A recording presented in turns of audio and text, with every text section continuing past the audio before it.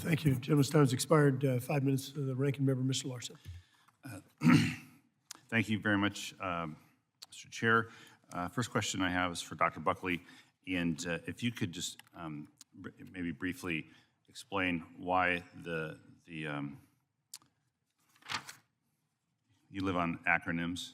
No. Could you explain why the ASIAS system as a voluntary system works in terms of collecting data, using that data, dealing with it objectively, as opposed to mandating this process? Yes, thank you for the question on the ASIAS program. Certainly, as we've heard, that commercial aviation is safer than it's ever been, and it really is through the collaborative engagements through CAST and data sharing through programs like ASIAS. We're learning more and more and taking proactive actions to addressing emerging issues faster than ever. Since the CAST's inception, and the fatality risk in commercial aviation, as we've heard, has dropped 94%, resulting in the safest period in aviation history. Their work, along with new aircraft regulations and other activities, have virtually eliminated the traditional common causes of commercial accidents, which are controlled flight into terrain, weather, and wind shear.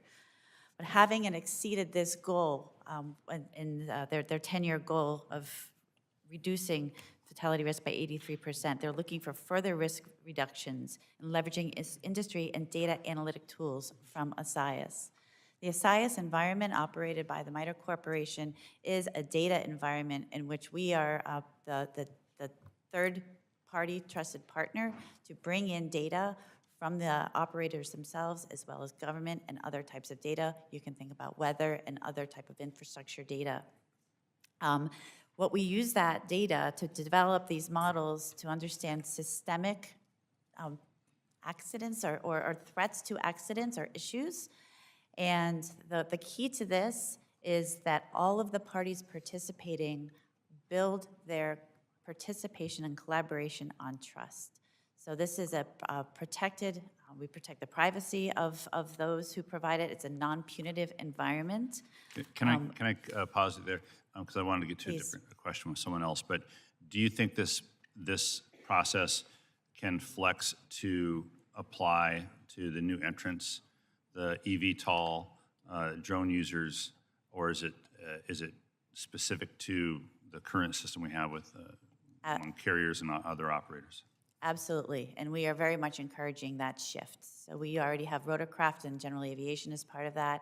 Certainly UAS, AAM, and eVTOLs, we believe, could really benefit from the type of analytics and shared data sharing that ASIAS offers. And in fact, we see that in other modes of transportation as well. Yeah, great, thanks. Mr. Bolter, of course, we're doing the reauthorization coming up, and I appreciate your comments. In terms of staffing, we've heard concerns in certification. To achieve what we want to do in the reform bill, we need people at the FAA. And we've certainly over the pandemic and probably for other reasons, we've lost people at the FAA and other agencies. And we're trying to get new people in, but with new people comes less experience until they're more experienced. Is that, do you have a comment on whether or not that's holding FAA back moving forward on certification reforms or on certification generally? You know, as Mr. Bunce said, there's probably a higher volume than normal for the number of folks with not a lot of experience inside of flight, inside of aircraft certification. But some of these people come from industry and others come right out of college. We look at this as an opportunity. I agree with Mr. Bunce that we need to look for unique ways to train folks up and maybe accelerate their training beyond the on-the-job training. But you know, we think we have the right numbers of folks. You know, Congress has been very, very generous to us. 2023, we added 200 additional folks in aviation safety. A year before that, I think it was another 200. So, you know, that's part of it as well. We've plussed up our numbers, so that would put more new people in the system. But we're confident that we look at this as a real opportunity. The folks we're bringing on bring different skills to us.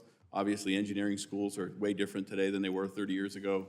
You know, having folks of all different backgrounds and different skills really will help us in the long run. It's going to be a little bit of pain in the short run, obviously, with that many folks in training. But I think some of those training opportunities we may have could accelerate that. All right, good. Mr. Chair, just in the final moments, I want to as well recognize the presence of Colgan families who are here and thank them for their continued advocacy for aviation safety for the entire flying public. I appreciate you all being here. Thank you very much. And finally, I'd ask unanimous consent to enter into the record a statement from the Transport Workers Union's President, John Samuelson. Without objection. Thank you, and I yield back.